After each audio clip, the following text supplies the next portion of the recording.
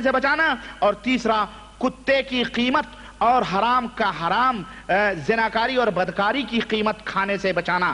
ہمارے ہاں بہت سارے کتے کی خرید و فروخت کرتے ہیں، کتے بیچتے ہیں، ادھر محلے کے کتے اس کے ہاتھ بیچتے ہیں، اس کے محلے کے کتے، یا کتے کی دکانیں کھولی ہوئی ہیں جناب عالی، تو یہ حرام ہے اس طرح سے کتوں کی قیمت لگا لگا کے کھانا۔ اللہ کے رسول صلی اللہ علیہ وسلم نے اس سے چنانچہ لعنت بھیجی ہے۔ اللہ کے نبی صلی اللہ علیہ وسلم نے کتے کی قیمت کھانے والے سے اور حرام یعنی زنا کے ذریعے کمائی ہوئی رقم سے۔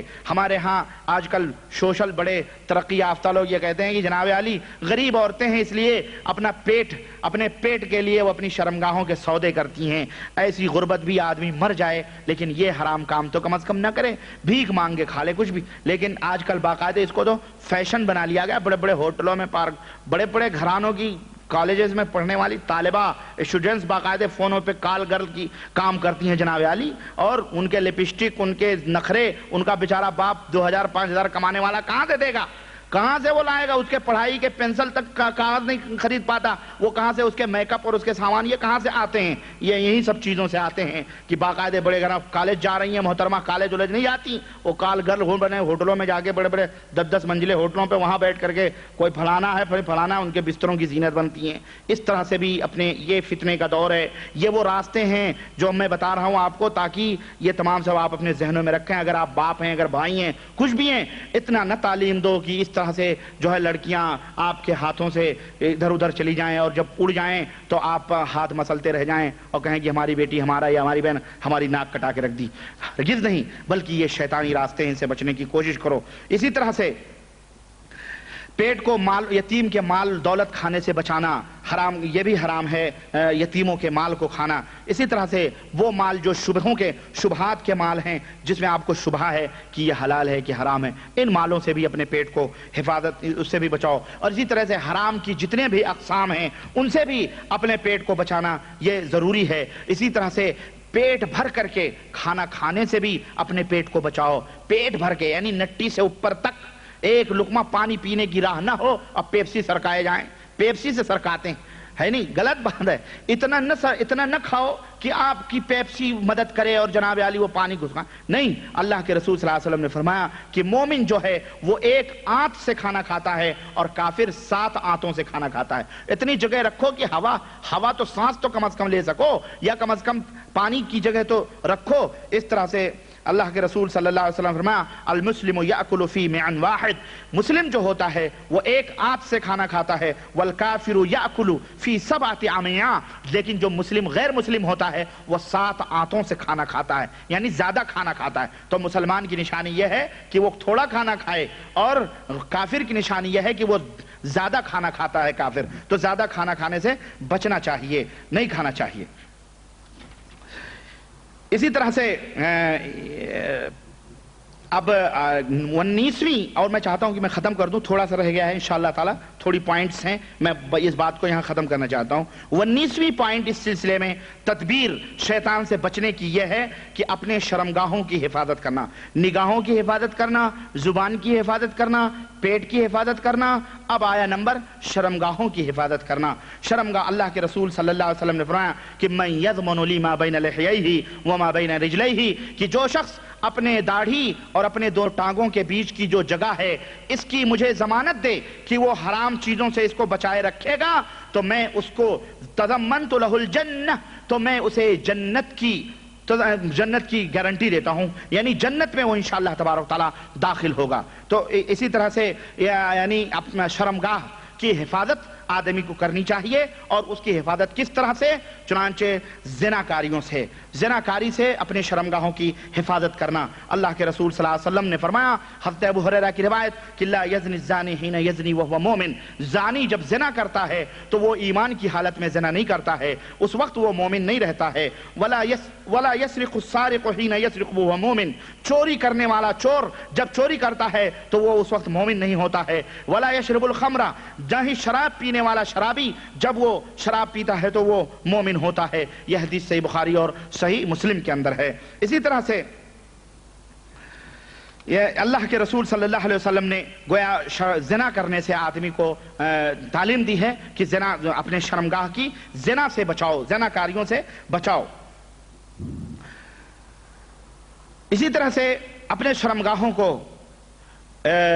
غیر قوم کی لواطت، غیر قوم جو قوم لوط کا طریقہ تھا اس سے بھی اب اپنے شرمگاہوں کو بچانا چاہیے۔ اللہ کے رسول صلی اللہ علیہ وسلم نے فرمایا کہ ان اخوف ما اخاف علی امتی عمل قوم لوط، کہ میں اپنی امت کے اوپر سب سے زیادہ جس بات سے ڈرتا ہوں وہ قوم لوط کا عمل ہے۔ قوم لوط وہ قوم تھی کہ اللہ وحدہ لا شریک نے اس کی زمین کو پلٹ کر کے نیچے کی اوپر اور اوپر جہاں وہ بستے تھے اس کو اللہ تعالیٰ نے تحت الثری میں دفن کر دیا۔ اس قوم کا طریقہ کار یہ تھا کہ وہ عورتوں کو چھوڑ کر ہم جنسی کا کام کرتے تھے، یعنی آپس میں نکاح و شادیاں کرتے تھے، مرد سے غلط کام کرتا تھا۔ یہ قوم لوط کا طریقہ رہا ہے۔ تو اللہ کے رسول صلی اللہ علیہ وسلم نے فرمایا کہ یعنی میں اپنی امت کے اوپر اس چیز سے ڈرتا ہوں، تو اے لوگوں ان چیزوں سے بچو۔ چنانچہ حرام ہے یہ، یا اسی طرح سے عورت کے ساتھ شادی کرے، اس کا بھی ذکر آ رہا ہے۔ اسی طرح جانوروں سے، چوپایوں سے، جانوروں کے ذریعے سے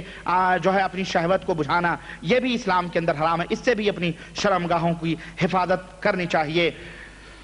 اللہ کے رسول صلی اللہ علیہ وسلم نے فرمایا کہ اربعۃ یسبحون فی غضب اللہ ویمسون فی سخط اللہ، 4 آدمی وہ ہیں جو صبح کرتے ہیں تو اللہ کے غضب کے ساتھ اور شام کرتے ہیں تو اللہ کے غضب کے ساتھ۔ میں نے کہا کہ من ہم یا رسول اللہ، اے اللہ کے رسول صلی اللہ علیہ وسلم وہ کون لوگ ہیں؟ تو آپ صلی اللہ علیہ وسلم نے فرمایا المتشبہون من الرجال بالنساء والمتشبہات من النساء بالرجال، کہ وہ لوگ، وہ مرد جو عورتوں جیسی شکل و صورت اختیار کریں اور وہ عورتیں جو مردوں جیسی شکل و صورت اختیار کریں، ایسے لوگ جب صبح یا شام کرتے ہیں تو اللہ کا غضب ان کے اوپر رہتا، اللہ تعالیٰ ان سے ناراض رہتا ہے۔ میرے بھائیوں کچھ سمجھ میں آ رہی ہے بات؟ یعنی وہ مرد جو عورتوں کی شکل و صورت اختیار کریں، عورتوں کی مشابہت اختیار کریں، اور وہ عورتیں جو مردوں کی شکل و صورت اختیار کریں، جب صبح ہوتی ہے تو بھی اللہ اس کے اوپر ناراض رہتا ہے، شام ہوتی ہے تو بھی اللہ تعالیٰ اسے اوپر ناراض رہتا ہے۔ غور سے دیکھ لو اپنے اپنے گریبانوں میں منہ ڈال کے، اللہ کے غضب صبح و شام اس کے تم شکار ہوتے ہو، اللہ تم سے ناراض رہتا ہے۔ یہ صحیح حدیث، یہ اللہ کے رسول صلی اللہ علیہ وسلم کی حدیث ہے۔ اسی طرح سے اللہ کے رسول صلی اللہ علیہ وسلم نے فرمایا والذی یأتی البہیمہ، اور جو چوپائے کے ساتھ غلط کام کرے اس کے اوپر بھی اللہ ناراض ہوتا ہے۔ والذی یأتی الرجال، اور جو مرد سے غلط کام کرے اس کے اوپر بھی کیا کہتے ہیں، اس کے اوپر بھی اللہ تبارک و تعالیٰ ناراض رہتا ہے۔ یہ حدیث طبرانی اور بہقی کی ہے بسند ضعیف سند کے ساتھ۔ اسی طرح مرفوع حدیث حضرت ابو ہریرہ رضی اللہ تعالیٰ عنہ سے ہے، کہتے ہیں کہ جو اللہ کے رسول صلی اللہ علیہ وسلم نے فرمایا کہ جو شخص قوم لوط کا عمل کرتا ہے وہ ملعون ہے، میری امت کا ملعون آدمی ہے۔ ملعون آدمی ہے جو چوپایوں سے غلط کام کرتا ہے، وہ ملعون ہے۔ وقال صحیح الاسناد، اور لیکن امام حاکم نے کہا یہ صحیح سند ہے، لیکن حقیقت یہ ہے کہ اس کی سند بھی ضعیف ہے، یہ روایت بھی ضعیف ہے۔ المہم کہنے کا مطلب یہ ہے کہ بہرحال ان اعمال سے آدمی کو پرہیز کرنا چاہیے جو اللہ وحدہ لا شریک کے غضب اور ان کی لعنتوں کا شکار ہوں۔ اسی طرح سے شرمگاہوں کی حفاظت اس صورت میں بھی کرنا جب عورت حیض کی حالت میں یا نفاس کی حالت میں ہو، اس حالت میں بھی مرد کو چاہیے کہ اپنی عورت سے دور رہے۔ حضرت ابو ہریرہ رضی اللہ تعالیٰ عنہ کی روایت آتی ہے، اللہ کے رسول صلی اللہ علیہ وسلم نے فرمایا من اتى حائضا او امرأة في دبرها او كاهنا فصدقه فقد كفر بما انزل على محمد، رواه احمد واهل السنن وصححه الالبانی۔ امام البانی نے اس حدیث کو صحیح قرار دیا ہے، اور اللہ کے نبی صلی اللہ علیہ وسلم نے فرمایا کہ جو شخص کسی حائضہ عورت کے ساتھ ہم بستری کرے، یعنی اس کی بیوی ہے اور بیوی حیض کی حالت میں ہے یا نفاس کی حالت میں ہے، اس حالت میں وہ اپنی بیوی سے ہم بستری کرے، او امرأۃ فی دبرہا، یا اپنی عورت کے اگلے شرمگاہ کے جمع کرنے کے بجائے اس عورت کے پیخانے کے راستے سے وہ ہم بستری کرے۔ کھول کے بتا رہا ہوں تاکہ سمجھ میں آ جائے بات۔ پیخانے کے راستے سے وہ اس سے غلط کام کریں، جمع کرے۔ او کاہنن، یا ایسے کاہن سمجھتے ہیں نا، کاہن دعا تعویذ پلیتے گنجے بھنگے جو کرتے ہیں یہ سب کاہن، ان کاہنوں کے پاس یہ جو آئے اور جو وہ کہیں ان کے بات کی تصدیق کرے، یہ 3 قسم کے آدمی، حیض اور پچھلی راہ سے پچھلی شرمگاہ سے حیضہ عورت سے جمع کرنا، عورت کے پچھلی شرمگاہ سے جمع کرنا، اسی طرح سے کسی کاہن کے پاس آ کر کے اس کے بات کی تصدیق کرنا، ایسے 3 آدمی فقد کفر بما انزل علی محمد صلی اللہ علیہ وسلم، تو اللہ کے نبی فرماتے ہیں جو شخص ایسا عمل کرے گا اس نے اس شریعت کا انکار کیا جو محمد صلی اللہ علیہ وسلم لے کر کے اس دنیا میں آئے، تو یہ بہت بڑا گناہ ہے۔ تو اس سے بھی اپنی شرمگاہوں کی حفاظت کرنا کہ اس حالت میں یا ان ایسی چیزوں سے آدمی کو پرہیز کرنا چاہیے۔ اسی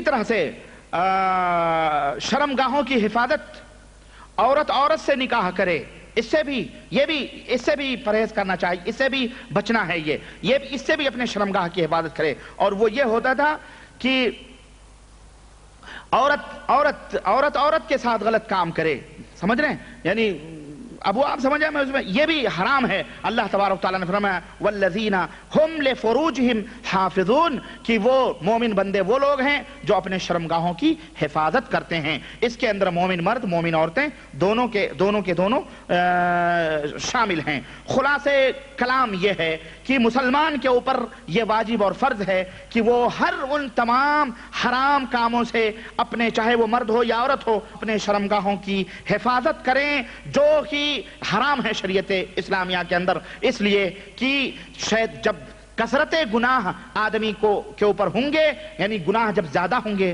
تو شیطان ان کے اوپر غالب بھی زیادہ طریقے سے ہوگا۔ تو میرے عزیزوں اور بھائیوں، اور یہ رہی حفاظت کس کی؟ شرمگاہ کی۔ 20ویں حفاظت کی حفاظتی تدبیر اپنے ہاتھوں کی حفاظت کرنا ہے۔ ہاتھوں کی حفاظت کیا ہے؟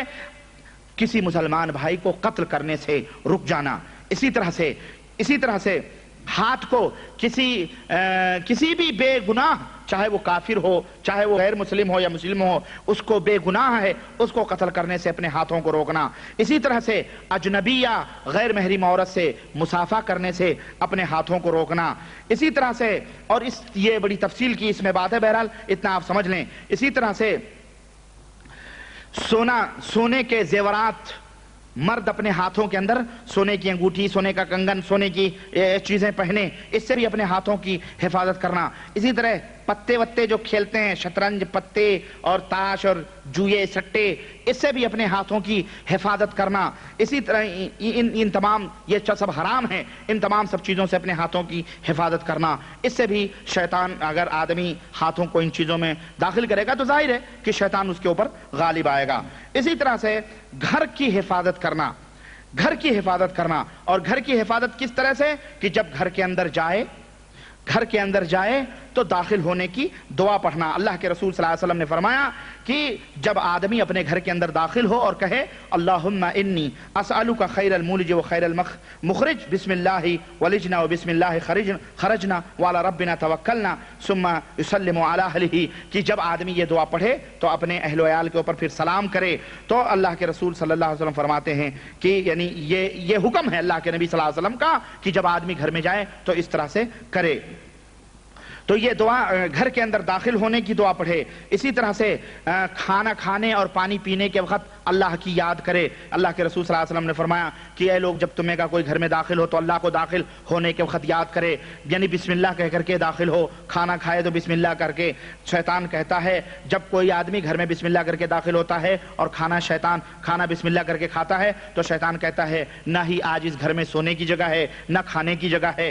اور جب آدمی بسم اللہ کر کے نہیں داخل ہوتا، بسم اللہ کر کے کھانا نہیں کھاتا، تو شیطان کہتا ہے چلو آج تو اس گھر میں کھانے کو بھی مل گیا، سونے کے لیے بھی مل گیا، تو شیطان وہ رات گھر میں گزارتا ہے۔ تو اس سے بھی آدمی کو یعنی اللہ کی یاد سے کھانا کھانے کے وقت، پانی پینے کے وقت، اسی طرح گھر میں کثرت تلاوت کرے وہ، اس سے بھی گھر محفوظ ہوتے ہیں۔ اسی طرح سے ابلیسانہ آوازوں سے گھر کو پاک و صاف رکھے، شیطانی آوازوں سے گھر کو پاک و صاف رکھے، اس سے بھی شیطان گھر کے اندر نہیں حاضر ہوتا ہے۔ اسی طرح سے کیا کہتے ہیں، گھر کے اندر فوٹو، اسٹیچو، جاندار چیزوں کی تصویریں، جو مثلا اسٹیچو بناتے ہیں فلانے کی یہ مورتی، مورتیاں جو بناتے ہیں ان سے بھی گھروں کو دور رکھے، گھروں کو ان سے دور رکھے. اسی طرح صلیب، کراس وغیرہ جو خوبصورتی، ان تمام سب چیزوں سے گھروں کو پاک و صاف رکھے. اسی طرح کتا پالنے سے،